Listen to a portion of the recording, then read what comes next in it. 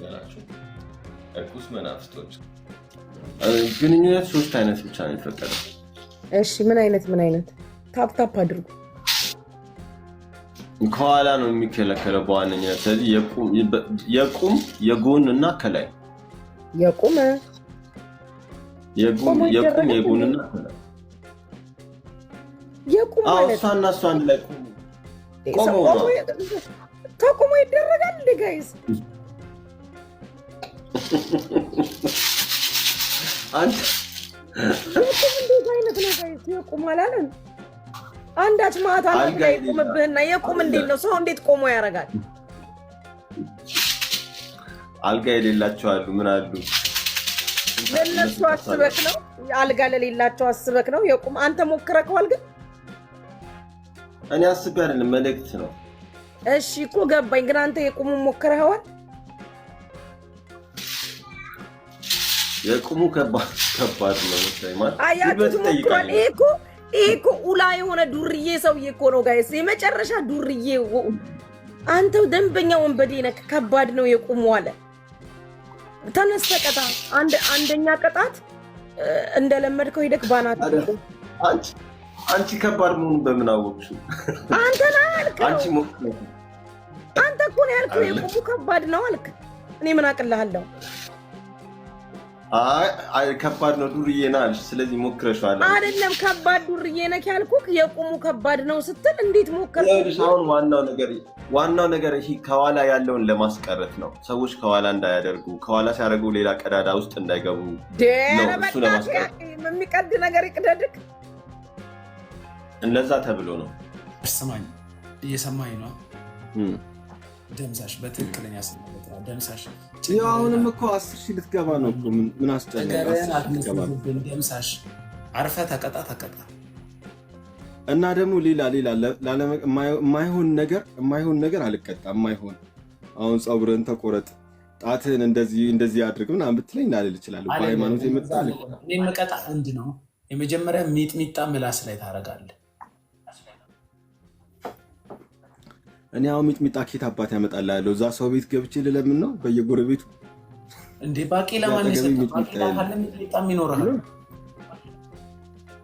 ባቄላ መንገድ ላይ ገዝቼ ነው የመጣሁት። 10 ብር ነው እዚች አንድ ባንዴ የሆነች ቤት ላይ ቆይ። ምንድን ነው ፈሱ ራሱ ትችላለህ? ባቄላ ሰላማችሁ ይዛት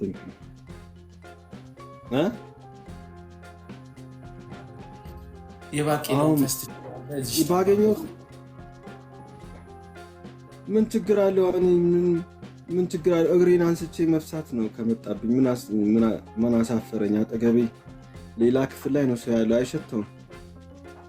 እና ታዲያ ተንበርከክ። የመጀመሪያ ቅጣት ተንበርከክ። ኔትወርኩ ጠፋ። ርኩስ እኮ ነው፣ የተረገመ ማያቅ ይመስላል እንጂ አውቆ ነው ኔትወርኩን የሚያጠፋ። አውቆ የተረገመ እንደምታይዝ ምስኪን መስሏቸው አብሳላት ሌላ ለምዳ አላለም። አሚ ዴድሎክ አመሰግናለሁ። እሺ ወዳጆች፣ አውቆ የጠፋ አይመጣም። የለም በቃ ጠፋ። መንፈሶቹ በአይን ይታዩኛል። ሊያምነኝ አልቻለም። ሰው 39ኙ ሲሄድ የትም ቦታ ታክሲው ስገባ ይገባል። አላህ ይቅር በለኝ። መጥፎ ደዋ ነው ያረኩብህ። እኔ እንዳይመስልህ እውነት ሰዎች ይድናሉ። ምክንያቱም እኔ የመጣሁት ዓለምን ለማዳን ነው። የመጨረሻው የዚህ ትውልድ ነብይ ነኝ። የውሸት አይደለሁም። አጭበርባሪ ነብያቶች አሉ። እኔ አሁን ስምህ እንደዚህ ነው፣ የአያትህ ስም ጎረቤት የውሸት ነቢይ ናቸው እንደዛ የሚናገሩ። ይኸውልህ መንሱሪ፣ በእውነት እኔ ህልም ያየሁት ብቻ ነው የምናገረው። ባንክ ላይ እንደዚህ አስገባልሃለሁ አይደለም። እኔ አሁን ስላንተ አላውቅም፣ ያየሁት እንጂ ያላየሁትን አላወራም። ምንም እኮ ያየኸው ያወራኸው ነገር የለም ስለኔ ምንም። ስላንተ ብቻ አሁን ጉቺ ባለፈው ነግሬያታለሁ፣ ሄዳችሁ ጠይቋት። ዕጣን እንደዚህ ሲጨሳየው አልኳት። ቤቷ የሆነ ነገር አጋጠማት፣ ጠይቋት። ቤታዮ 90,000 ሰው ከመግባቱ በፊት ነግሬያታለሁ፣ ከ3 ቀን በፊት ስመርቅሻየሁ ብዬ እንዳለ የምናገረው ሁሉ የሆነ ነው። ሰው ግን ሊያምነኝ አልቻለም። ምን ላድርግ?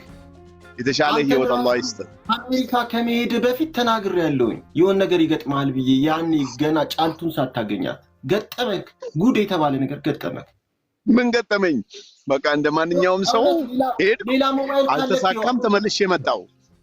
ቆይ ንገረኝ፣ ምን የተፈጠረ ከሌላ ነገር ጋር አዲስ ነገር እኮ የለም። አሜሪካ ሄድኩ እኔ ልኖር አልሄድኩም። ያኔ አላስገባም አለች። ቆይ ፍቅሪዝም፣ እኔ እኮ አሜሪካ ሲሄድ እዛ ልኖር አይደለም።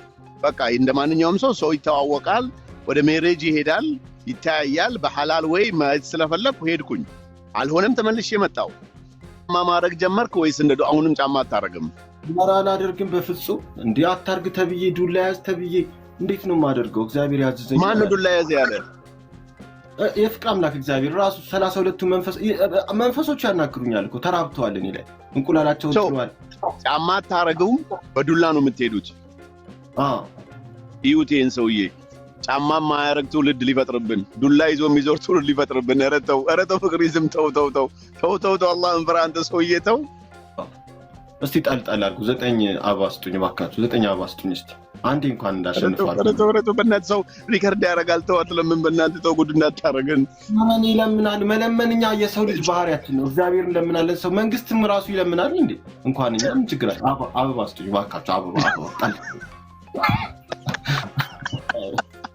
ያ አላህ ራሴ ከፍ ማድረግ አልችልም፣ ማንም አይደለም። አበባ ስጡኝ እባካችሁ በፍቅር አምላክ ተባረኩ። ሶስት አበባ ይቀራል። ቴንክ ዩ ለሱ ይቀራል። ለሱ አፍቱን ፕሊዝ 9 ሰው ስጡኝ ይላሉ። ምን አይነት ናቸው ነው ቲክቶከሮች? ግን ይሄ ምንድነው ይሄ ነገር? ፍቅሪዝም አንተ ጋር እኔ ጋር የሚመጣው ታሪ በእውነት አመሰግናለሁ። እግዚአብሔር ይባርክ። እኔም አልገባኝ ይሄ መዶሻ ነገር ምንድነው የሰጣችሁ? ደህና ነው ተባረኩ። ምንድነው አናት ላይ የሚሽከረከረ ነገር እኮ አለ።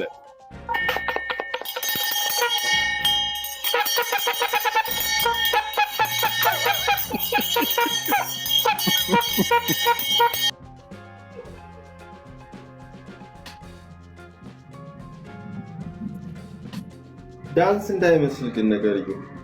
አረ ምንም ዳንስ የለውም፣ መሽከርከሮች ነው፣ ሁሉም ያውቀዋል።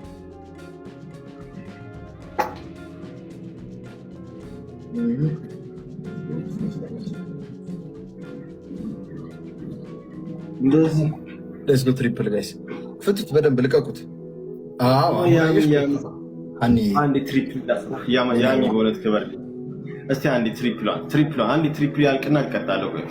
ትሪፕሏን ቤተሰብ እባካችሁ እስቲ አንዴ ተባበሩና፣ ትሪፕሏን ተባበሩና፣ ሙላት እባካችሁ ገባ በሉ፣ አትቋጥሩ እባካችሁ።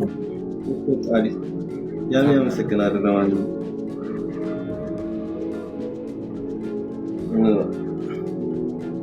ፍቱት በደንብ ልቀቁት። እንዴ አልተለቀቀም። በተን ዘርዘር። ከዛ በቃ ይሽከርከሩ። አሁን ይቁሙና ካሜራውን ራቅ ያርጉልንና በደንብ ይሽከርከሩልን። አይ እንደሱ አይደለም ያልኩት፣ እንደሱ አይደለም። ልቀቁት እኮ ቁሟ። ታዲያ እንዳይታየንማ ተው፣ እንዳያፋፍሩ ነብያችን ማርያምን አያፋፍሩ። ጊፍተሮችን ያስደብራሉ። ይቁሙ፣ ካሜራውን ራቅ ያርጉት።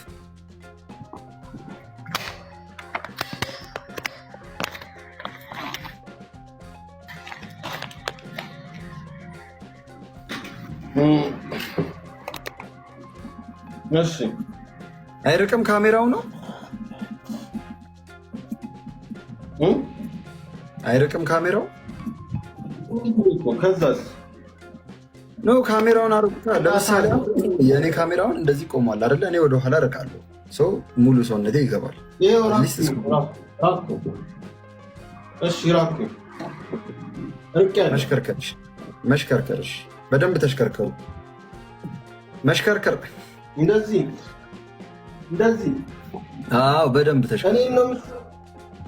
አዎ እንደዚህ በደንብ ሌላ እየተማመርክበት ነው አይደል? አንድ ኧረ እኔ አልጨማመርኩም። እንደዚህ ነው የተናገርኩት መጀመሪያ። በደንብ ነው። አይቁሙ። ለምን ይቆሙ? ያዞሩታል።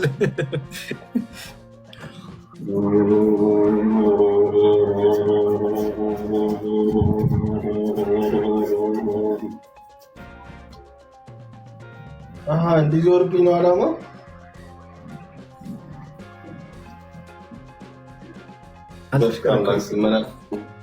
መናፍስቱ ከበረከቱ ሰላሙን ከጸጋ ይባርክልት።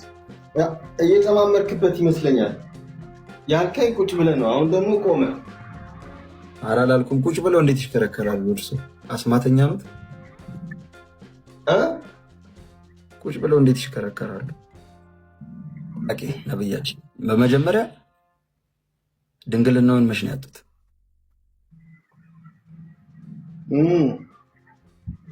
እኔ እንጃ፣ ምናልባት በልጅነቴ ይመስለኛል። በ10 ዓመቴ ምናምን ወይ በ7 ዓመቴ። እርስዎ በ10 ዓመቶት ወሲብ ጀምረዋል? የቃቃ ምናምን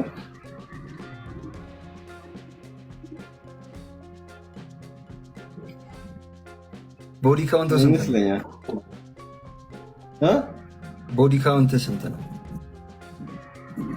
ቦዲ ዋት ቦዲ ካውንት እስከ ዛሬ ድረስ ምን ያህል ጊዜ ፈጽመሃል? እንዴት ይህን ነገር አላውቀውም? ይህን ጥያቄ ቦዲ ካውንት ማለት እስከ ዛሬ ምን ያህል ከምን ያህል ሴቶች ጋር ተኝተሃል?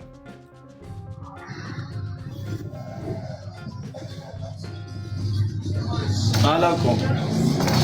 ምክንያቱም በፊት በጣም ዱርዬ ነበር። እርሱ ሴተኛ ነብይ ነው።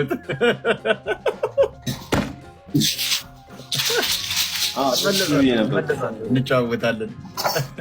አጠፋው፣ ይቅርታ አልኩኝ። በራስህ ወጣ በራስህ መግባት አችልም። እንደ ምን ውጣ ያለ የለም እኮ 20 ዓመት ነው የምታሰረው። እንዴት ነው የምገባው ሳይፈቀድልኝ? ምንድን ነው የሰራኸው ነገር? ምን ወንጀል ሰርተሃል? አይደለም እኔ አሁን ይቅርታ ብያለሁ። ምናልባት ይቅርታ ያልኩት ሊያቀልልኝ ይችላል። ግን ወይ እኔ ያልገባኝ ነገር ፍቅር ሲዝም እኛ ማናውቀው ሌላ የሰራህ ወንጀል አለ? አመፅ ለማስነሳት ስለሞከርኩ ነው። ምንም ያደረኩት ነገር የለም። አመፅ ለማስነሳት ምን አልክ? እኔ አልሰማሁም። በቃ አሁን ያለፈው አልፏል። አሁን ይቅርታ ላይ ነን ያለ ነው። እኔ ወደኋላ መመለስ አልፈልግም። ኦኬ፣ ስለዚህ በቃ ተነገረ እኮ። አሁን አንተ በተሻለ መጠን ያደረግከው ነገር ለኬዝህም ነው።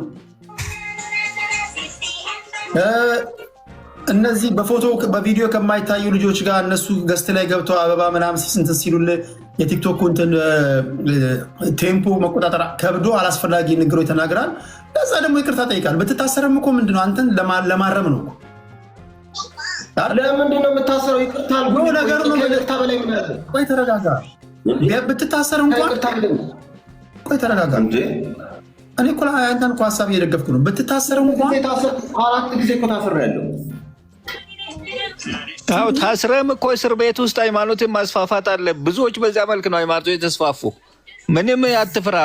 ውጣ ያለህ የለም ማለት ግባና ያው የመጣውን መቀበል ነው። ምንም እንትን የለም እኮ አንተ ምን አሁን አንተ መታሰር ነው የፈራኸው? ለምን ታሰራለህ? እንደዚህ ለዚህ ለምን ካገር ወጣው? ለምንድን ነው የማልፈራው? ቀላል ስርዓት ነው እንዴ? እኔ አሁን አንደኛ 100% አትታሰርም ልልህ አልችልም፣ አላውቅም። እኔ ላደርግልህ የምችለው ነገር ምንድን ነው? ሚዲያውን ተጠቅመ ሀሳብን እንድታስተላልፍ መፍቀድ ነው እንጂ ያደረግከውን ወንጀል እኔ አላውቅም። የሚመለከተው አካል በቀጥታ እንዲያዋራኝ ነው የምፈልገው። ማንም የቀበሌ አስተዳደር ሳይሆን የሚመለከተው ማንም ለእኔ ሊፈቅድ አይችልም። እኔ ልንገርህ አንተ ልጅ፣ የመጀመሪያው ነገር ከቀበሌ ጀምሮ ከወረዳ፣ ከዞን፣ ከክልል በተለይ እንደው በጥንቃቄ መጠበቅ ያለብህ ኔትወርክን መዘርጋት ያለብህ ከቀበሌ ባለስልጣናቶች ጀምሮ ነው። ለምን መሰለህ? ዛሬ ስልጣን ላይ ትልልቅ ቦታ ስልጣን ላይ የምታያቸው እነዚህ ቀበሌ ውስጥ ያሉ ሰዎች ናቸው። የዞን አስተዳዳሪ፣ የወረዳ አስተዳዳሪ አትናቃቸው። ከእነሱ ጋር መልካም ግንኙነት ፍጠር። ሁለተኛ ይቅርታ ጠይቀሃል። በቃ እንደ ማንኛውም ሰው ሊሳሳት እንደሚችል ሰው በቃ ይቅርታ አልኩ። በጀርካን ውሃ ተሸክመ ማለት ነው 5 ሊትር 10 ሊትር ተሸክመ ይቅርታ ጠይቀሃል። ትልቁና ሰፊ የመንግስት መዋቅር ደግሞ ቀበሌ ነው። የቀበሌ ምናምን አትብል። አንተን እኮ ማሰር የሚያስረው ራሱ ቀበሌ ነው። ይህን ታውቃለህ? እሱን እኮ አስተካከል።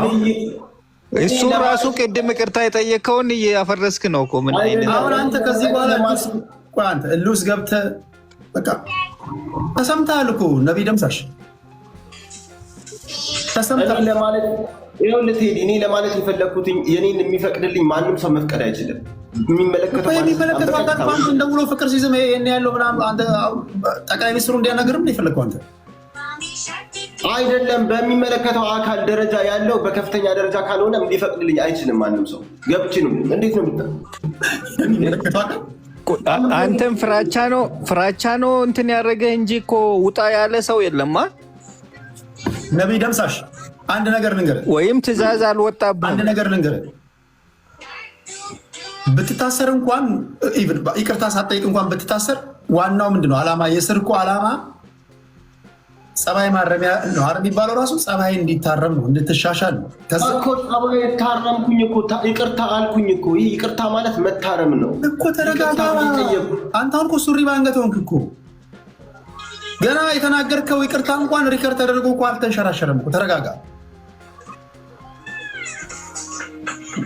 አሁን ዋንጋር ያለ እዚህ ጋር የህግ ሰው ነው።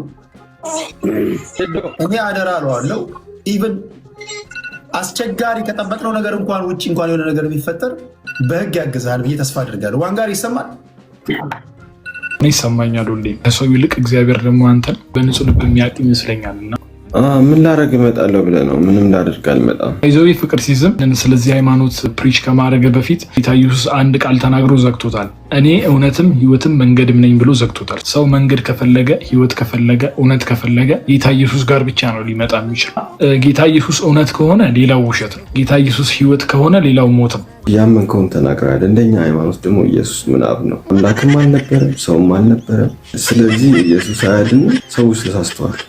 በጣም ያሳዝናል። ስለዚህ ወንድም የሚያድነው 32 አይን ያለው እግዚአብሔር ነው። አምነን ተጠመቅ ትድናለህ። እኔ ነኝ ይመጣል የተባለው መሲህ።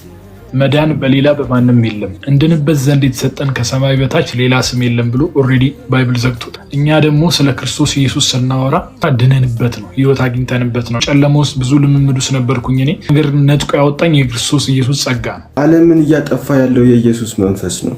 የማንንም ሃይማኖት አከብራለሁ፣ ከማናቸውም ጋር አንጋጭም። ይሄ ተከባብረ የምትኖረው ህይወት አይደለም። በሚያባብልና በጥበብ ቃል አይደለም ይላል፣ ኃይልን በመግለጥ ነው። እስቲ ፐርሰናሊ እንገናኝና እኔም ለአንተ ልጸልይልህ፣ አንተም ለኔ ጸልይልህ። ኧረ እኔ አልገናኝም። ፐርሰናሊም ደግሞ ተገናኝተን ማናወራ ከሆነ የእግዚአብሔርን ኃይል መለየትና ማወቅ አትችልም። በአማራጭ እኔም መስማት ነው። ፍቅር ሲዝም አሁን ከመቅበዝበዝ ወደዚህ ከማለት ይልቅ ጌታ ኢየሱስ ጋር መጥተህ ህይወትን አግኝ፣ እረፍ። እናንተ ደካሞች ሸክማችሁ የከበደ ኑ ወደ እኔ ያሳርፋችኋለሁ ብሏል። እረፍት ያለው ኢየሱስ ጋር ነው። ሰላም ያለው ኢየሱስ ጋር ነው። ደስታ ያለው ኢየሱስ ጋር ነው። ነፍስን ናና ኢየሱስ ጋር አሳርፋት። ንስሐ ግቡ። ዓለም ልጠፋ ነው። የመጨረሻው ዘመን ላይ ነን። ነቢይ ደምሳሽ ይዞ የመጣውን መጽሐፍና 32 አይን ያለውና 32 መንፈስ ያለውን እግዚአብሔር ብቻ በመስማት መዳን ትችላላችሁ።